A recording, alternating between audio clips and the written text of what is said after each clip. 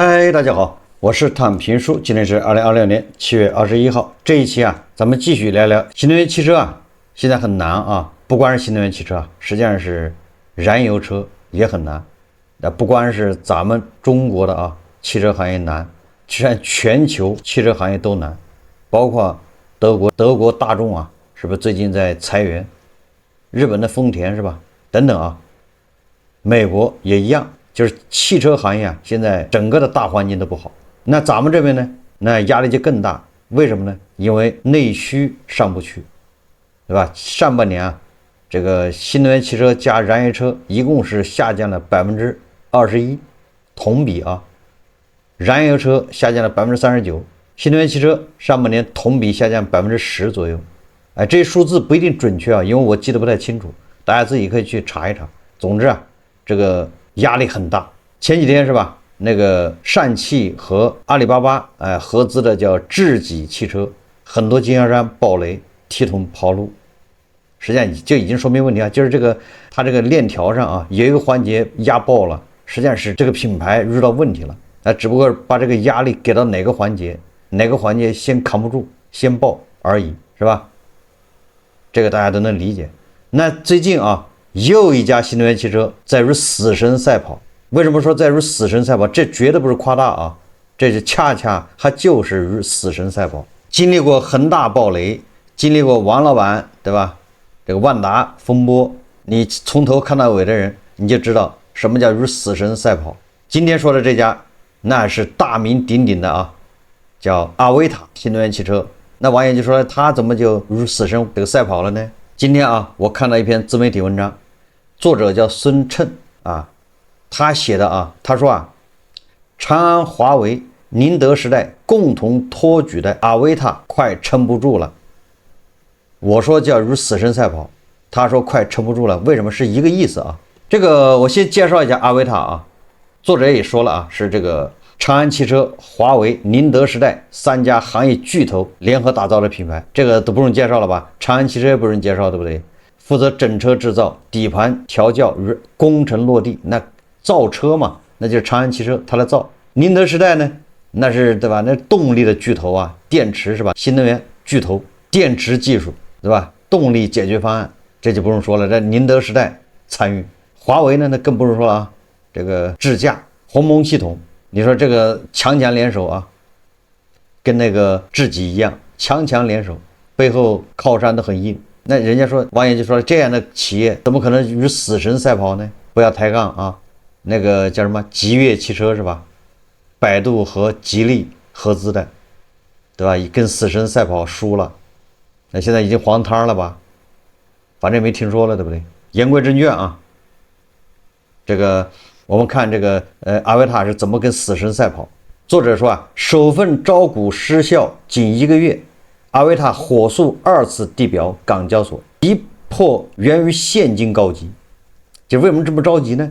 是因为阿维塔的现金快烧完了。截至2020年4月末，其现金及等价物由2024年末的193亿元锐减至62.5亿元，现有的资金储备不足支撑1年的运营。也就是说按照现在这么发展下去，明年这个时候它就资金链就断裂了，只有1年的时间了。这不是与死神赛跑吗？资金链一断裂，大家知道吧？那不就是跟恒大、万达一样你再好也没用。背靠长安、华为、宁德时代3大产业巨头，这家高端新能源车企正陷入创立以来最割裂的经营困局。2023年至2025年，公司营收自56.45亿攀升至256.31亿，涨了200亿你看这实际上这还可以的吧？复合增速超过110%，毛利率由负的3%，就是以前卖一辆车赔一辆车的钱，对吧？卖100万赔3万，但是现在毛利修复至9.4%，那还可以吗？它卖高端，知道吧？感觉毛利率还可以。经营现金流连续2年正向增长，自主造血初见雏形。按理来说，这家企业应该可以了，背后有3个大树，3个靠山。完了自己也能造血了，对吧？毛利率9%了，这可以了卖100万能赚9.4万完了之后，这个增长率也可以是吧？从56个亿增长到256亿销售啊。但是啊，这个数字啊，掩盖不了它账面现金在下降啊，销量在下滑，就是占有率啊。与之相悖的是，持续失血与销量滑坡，近3年累计亏损112亿元，叠加2022年亏损总额突破132亿元。2020年上半年交付量同比腰斩，这个大家都能理解吧？你就是比亚迪、特斯拉啊、小米，今年上半年都压力非常那么大，销量在下滑吗？那你说阿维塔它一样的，对不对？它的逆势增长不成，所以它也是腰斩啊，可能比别人还厉害一点。那阿维塔一个月能卖多少辆呢？月均4600辆，一个月就卖4600辆。你这玩意儿不是卖保时捷是不是啊？卖宾利，或者你这卖的顶多也就30万的车，你一个月卖4000多辆，够谁喝的呢？对吧？小米都，我看小米少也得2-3万一个月吧。那你说小米压力都那么大，你说阿维塔它能不大吗？小米一个月卖3万辆啊，的压力这么大，雷军啊都要过早。与头部新势力月销3万台的规模差距悬殊，营收高增，亏损难止，盈利指标改善，销量断崖下滑，现金储备大幅缩水。坐拥顶配产业资源的阿维塔已然站在了发展关键路口。实际上我说它叫如死神赛跑，因为它现金啊跟不上了，这就是它为什么赶紧要上市的原因，急着给那个港交所递这个资料。阿维塔的出身堪称新能源车圈的顶配，长安汽车持股 40.99%， 坐镇后方，负责整车制造。宁德时代持股 9.17%， 提供动力电池。华为虽不直接持股，却通过全站智能解决方案深度绑定。这种 CHN 模式在理论上几乎无懈可击，完美的组合啊，应该这么说，梦之队。但是这回真的是梦了啊，在梦中啊醒不来了。2025年2月，阿维塔以115亿收购华为啊，华为车部门呢独立后，在影望智能 10% 股权，从技术合作升级为资本联姻。这笔投资当年即贡献 1.82 亿元的利润，看着不亏，但代价同样惨烈。现金储备从193亿元骤降至97亿元，资产负债率攀升至 80.3%， 流动比率跌破安全线至 0.6， 也就是说啊，把宝贵的现金给投出去了，买了这个华为的这个叫影望智能 10% 股权，那你现金没了。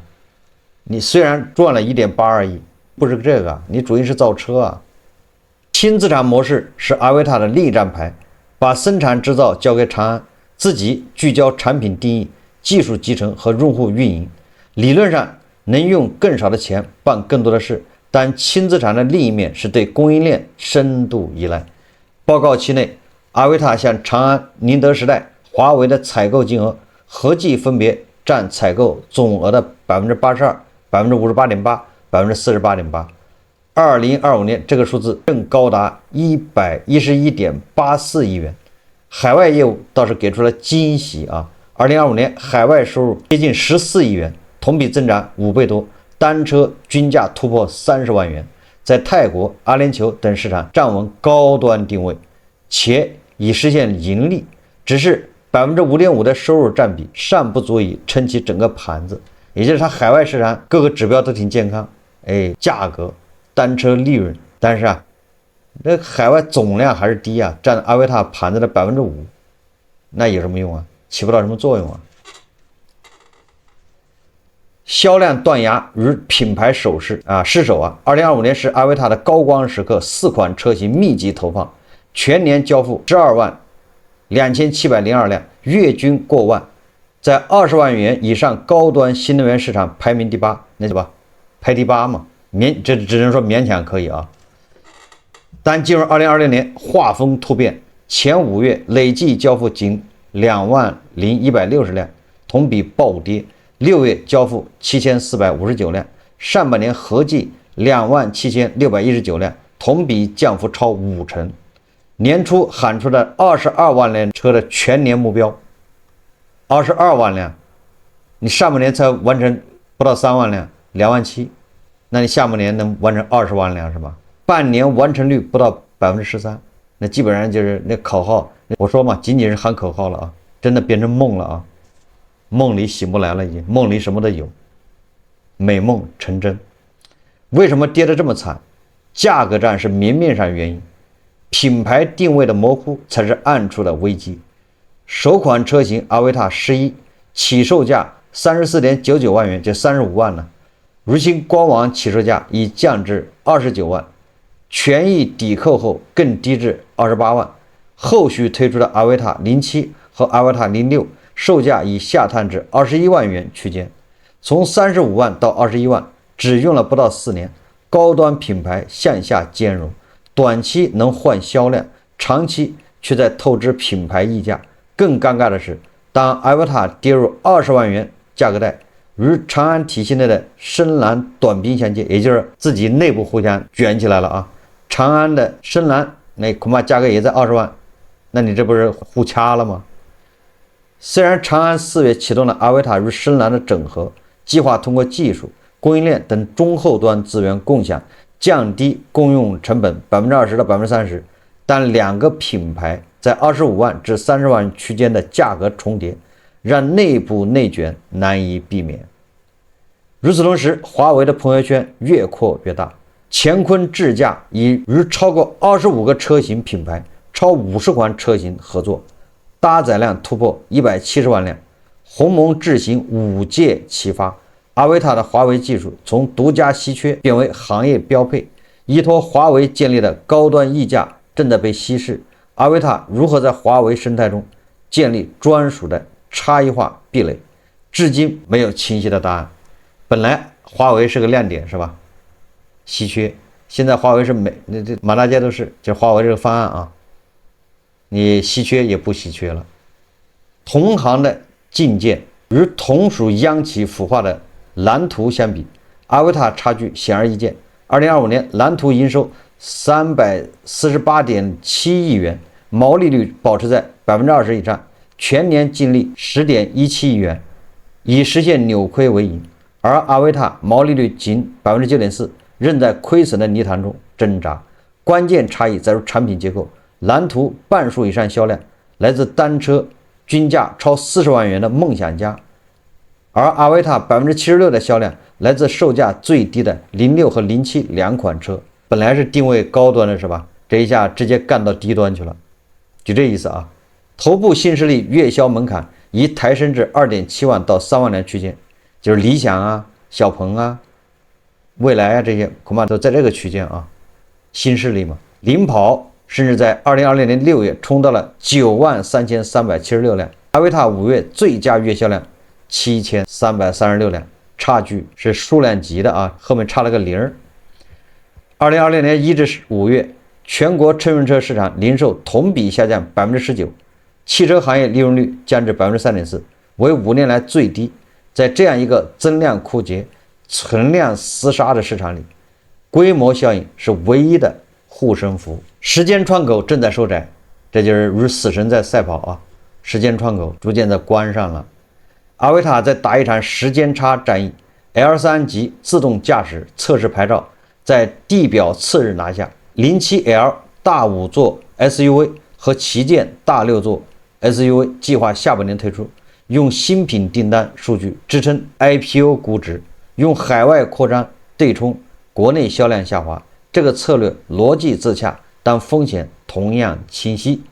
下半年销量反弹不是会不会发生的问题，而是够不够快、够不够猛的问题。也就是下半年能不能救命啊？能不能救阿维塔？你下半年你就是增长，那还得快，慢了还不行，还得猛，对吧？不猛还不够。如果07L 不能在30万元价位做出真正的差异化，单月贡献5000至8000辆的增量啊，就增加啊，阿维塔的月销水平很难从4000辆跃升到深层线以上。深层线指的就是至少27000吧，3万左右吧，明白了吧？这是新势力的深层线啊，不能丢入这个，丢入这个你就被淘汰了，卷不过人家。与深蓝的整合方向正确，但两个品牌、两套团队、2条渠道的协同需要时间。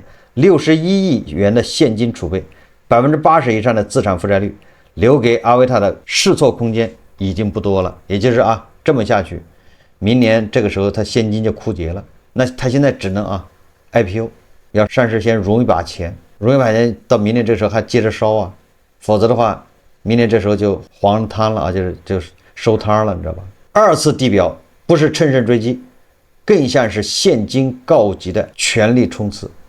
你看看，大家现在能体会，对吧？登缝纫机的许老板，对吧？他借壳上市，借深圳房。昨天咱们房地产节目介绍了就是那个撒哈拉集团。你看万达的王老板，对吧？他要跟人对赌上市，先从内地，对吧？内地上不去，然后后来改成香港上市，香港也上不去，完了对赌失败，人家就要他回购。所以现在苏宁这个永辉很多的吧，都把万达给告了，把王老板也告了，就让他回购王老板就是王老板和登缝纫机的许老板，那都是与时间赛跑。他一旦上市了，他就能活下来；一旦上不了市，就是死。现在阿维塔遇到就是这个问题所以他这与时间赛跑，他要在今年就得上市上不去怎么办呢？上市了让韭菜们再慷慨解囊一把，对吧？再先一把贡献，这样他能活下来而港交所的聆讯需要时间，新车的市场验证也需要时间，而阿维塔最缺的就是时间。这家被3巨头托举了4年的品牌，能不能在资本大门关闭之前冲进去？2020年下半年将给出答案，对吧？如果冲进去不受待见，是吧？你看那个万达商管是不是？他不就是怎么冲了好几次冲不上去吗？阿维塔目前就是这个情况。当然了，还是同样道理这个反映的不是一家车企的问题，是整个市场，是吧？过饱和，产能过剩，大家都在玩命的竞争卷本质上还是产能过剩叠加消费低迷。说实话你现在的车你还卖给谁呢？国内你还卖给谁？真的是没有什么空间了，该有的都有了，对吧？现在是很多人买了车之后不用，车停在那儿，甚至有的大城市那车已经成了累赘，一年开不了几回，完了之后还不停的去保养，不停的去年检，对吧？保险他开不了几回已经成为负担。这个咱们以前节目一直说，对吧？所以说有很多人他总认为你是在唱空，我们是在客观分析情况，对吧？你分析的情况不好，他就认为你是在唱空。你想一想现在谁还买车？什么样的人买车？连农民都已经买了，对不对？该买的都买了，还是谁买？现在是很多城里面的人，尤其大城市的人，他是反向消费了，他不买车，对吧？车已经成为一个负担，车带不来任何的这种附加值他出行完全，对吧？高端的可以打车你打个商务车，有个专职司机还挺好。你买一辆阿维塔一年就假设他20万吧，那你一年花在他身上，对吧？各种费用，停车费充电就不算吧，因为充电你跑的时候充得多就不算充电。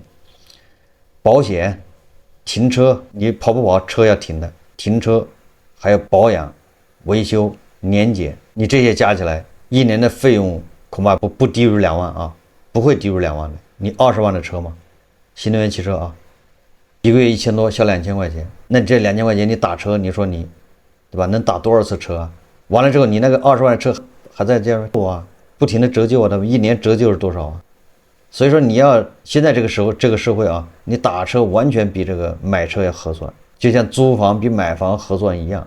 很多人为什么租房住不买一个道理所以这个时候这个车真的是卖不动了，除非你补贴，你再搞什么，对吧？那大力度的补贴，有人趁机把车换一下，补贴力度小了还不行，然后你这补贴一撤销，马上就低迷，因为补贴它会透支嘛。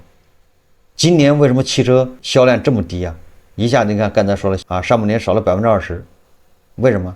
就像那个城镇化一样的，已经到头了车卖不动了，很多人还在卖车，很多人不想要车了所以说这个对所有的造车都一样，对车企是吧？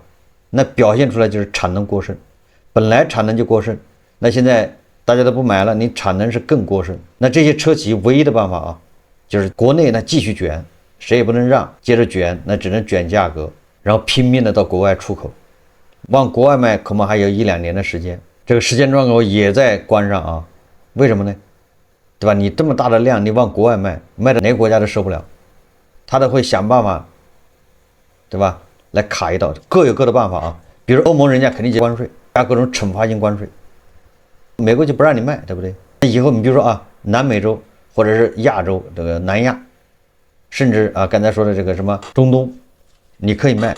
但你稍微卖多了，对不对？你现在卖的少，你稍微多了，人家也马上就开始反制，一个道理啊，对吧？你量少，人家不在乎，量稍微只要上去了，就要反制。那这里面俄罗斯，那就他的做法就不一样了。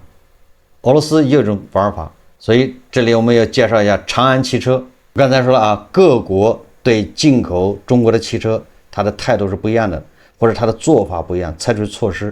那俄罗斯的玩法是什么？俄罗斯的玩法是，俄罗斯现在它可是，对吧？欧美的车企都已经撤了啊，现在它只有2个印度啊，就是咱们和印度在俄罗斯耍车企啊。那俄罗斯人采取什么办法呢？他能容忍你就这么卖，完了把俄罗斯的这个汽车工业冲得稀里哗啦的，一点都没了啊。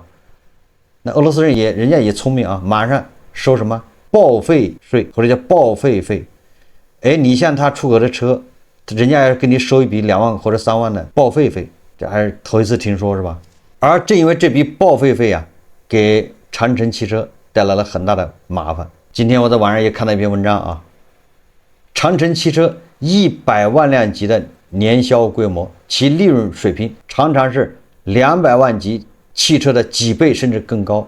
究其原因，除了放弃部分不赚钱车型，燃油车占比高，平均车价提升明显，还包括俄罗斯市场的高回报。2026年7月14日，长城汽车发布半年业绩预告，归属净利润23.5亿至26亿元，同比下滑59%至63%。上半年啊，它长城汽车本来利润还可以啊，今年上半年不行了，利润下滑59%到63%。为什么？扣非净利润15亿到17亿，同比下滑51%。尽管长城汽车利润大幅下滑，但其盈利能力比100到200万规模半年预亏40%， 40亿到46亿的广汽集团和200万到300万辆规模半年盈利7.4亿到9.7亿的长安汽车优势明显。也就是长城汽车比那个广汽和长安还是要好一点的，日子啊好过一点，但是这个掩盖不了它的利润是腰斩，是吧？56%下滑。针对利润大幅下滑，长城汽车董事长魏建军发文称，主要是由于海外税收政策补贴收益收回延期。什么意思呢？就海外税收政策补贴收益，就是人家先把钱收了之后，然后还返还给你，这叫政策补贴。那这个钱没到账，还有汇率波动影响，就是人民币在升值，对吧？他卖到海外那些国家，那相对人民币，他们的那个货币都在贬值，你赚来的钱换成人民币，对吧？你也就是亏了。魏建军没有指明这部分延期收回的税收补贴来自哪里。长城汽车2025年所交的众多税费中，最多的一笔，你看啊，最多一笔是多少？是向俄罗斯交的24亿元的汽车报废税，其延收的部分大部分来自这笔税费退款。报废税是俄罗斯对汽车未来报废征收的强制性费用，在实践中，它已经变成了市场监管工具。进口商支付全额税费，本地化生产商通过 SPIC， 就是一份特殊的投资合同获得补偿。就是如果你在本地生产啊，那你也交税，但是到时候会给你返一部分。那么纯进口的，对吧？你在其他国家生产，然后拉到俄罗斯来卖的，不好意思，这个钱就全收了啊。所以你先收后返俄罗斯政府啊，就报废税。整车生产企业承诺投资10亿卢布深化本地生产，而作为回报，企业可从额预算中获得报废税的退款和零或者降低的所得税税率。也就是你承诺你在俄罗斯本地投资10个亿卢布，或者是你很多零部件啊，很多东西在本地化生产，就是在俄罗斯本地办厂，那么作为回报，企业就可以从俄罗斯预算中获得这个报废税的退款先征后返，或者是降低你的所得税率，降低税率也给你返钱，对吧？先按25%收的，实际上给你退15%，收10%，对吧？那到时候给你退15%，就这意思大家都懂。但是政策非常好，看上去很诱人，钱到了俄罗斯政府口袋里面，你让他退出来，那就不靠谱了。为什么不靠谱一个退费的进程涉及本土化积分计算和当地的财政情况复杂因素，对企业来说是不可控事项。虽然人家政策定的挺好的，你在那投资，这收了钱还给你返，但是有第一个返，它有很复杂的计算方式，有本地化的积分，这个算你就整不明白。俄罗斯人解释权在他那儿，是吧？这第一个。第二个呢，人家就是算明白了给你返这么多，国库里没钱，那你也得等着，你没脾气。而2025年是俄汽车报废税征收比例近年来最高的年份，对长城汽车俄罗斯业务的收益造成了较大的冲击。俄罗斯媒体称，尽管长城汽车2025年在俄收入创历史新高，但利润并未增长，也就是增收不增利了开始。长城汽车没有公布其俄罗斯业务2025年全年财务数据，但参考2025年上半年和再往前倒的3年的盈利数据，可以了解俄罗斯市场对长城汽车意味着什么。据长城汽车年报公开信息，2025年上半年长城汽车俄罗斯图拉工厂净利润17.9亿元。你看看长城汽车赚了几十个亿，俄罗斯这边就是将近18个亿。长城近30%的净利润来自俄罗斯。2022年至2024年，俄罗斯哈弗汽车制造公司净利润分别为27.8亿、14.9亿和13.4亿，意味着3年半，长城汽车在俄大赚70亿元。同时也能看出，长城汽车在俄利润呈逐年下降趋势，其中当地报废税逐年加码是一个重要因素。2025年下半年是长城汽车在俄利润走势重要转折点。